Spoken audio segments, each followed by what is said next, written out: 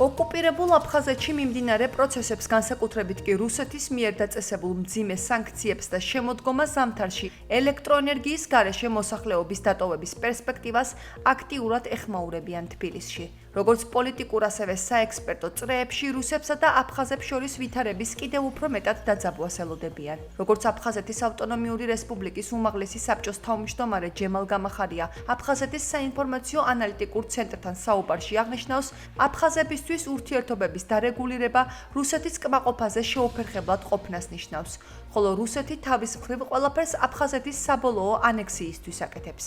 ეს ორი მიზანი კი ერთმანეთთან შეუთავსებელია. შეგახსენებთ, 1 სექტემბრიდან რუსეთმა ოკუპირებულ აფხაზეთს ფინანსური სანქციები დაუწესა.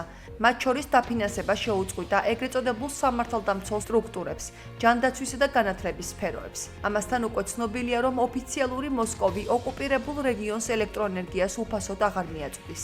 აფხაზებს 2 სეზონისთვის საკმარის ელექტროენერგიაში საკუთარი ბიუჯეტის ზუსტად ნახევრის გაღება მოუწევთ. სანქციების დაწესების მიზეზი შეუსრულებელი ვალდებულებებია. რუსეთი დე-ფაქტო მთავრობასა და აფხაზ ხალხს რამდენიმე კანონპროექტის არ მიღებას ვერ პატიობს. მათ შორის გამყოფი ხაზი ეგრეთ წოდებულ აპარტ-ოტელების კანონპროექტზე გადის. დაწესებულია საკმაოდ მძიმე სანქციები. უპირველეს ყოვლისა სანქცია ეხება თანადაფინანსების შეწყვეტას საჯარო მოხელეებისთვის.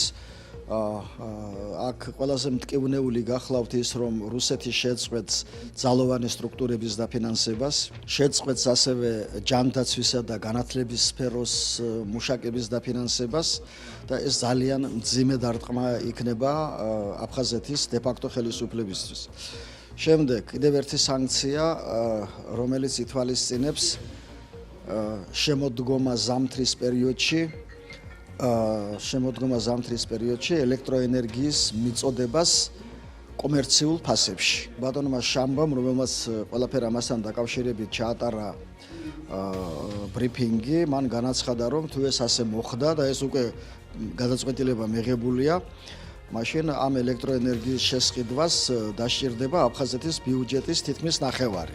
არის სხვა მუქარებიც შეიძლება ითქვას აი იმ პირებისთვის, ვინც ეწინააღმდეგება იმ კანონის და რაღაც შეთანხმებების მიღებას, იმათ ჩამოერთვას რუსეთის მოქალაქეობა. არ გვინდა და არც შეგვიძლია მაყურებლის როლში ვიყოთ ამ პროცესებისადმი. სასიამოვნოდ გაკვირვებული ვარ, რომ აფხაზეთის ეგრეთ წოდებულმა პარლამენტმა, საზოგადოებრიობამ, ცალკეულმა დეპუტატებმა ძალიან მკაფიოდ და მკაცრი წინააღმდეგობა გაუწიეს რუსეთის მიერ შემოთავაზებულ ამ ეგრეთ წოდებულ აპარტამენტების კანონპროექტს და შესაბამისად შედეგად მივიღეთ, რომ გაწეული იქნა. ეს რომ მოხდა, რუსეთი გაღიზიანდა, ნათლად ჩანს მათი დამოკიდებულება აფხაზეთისადმი და რად უღირთ აფხაზეთი.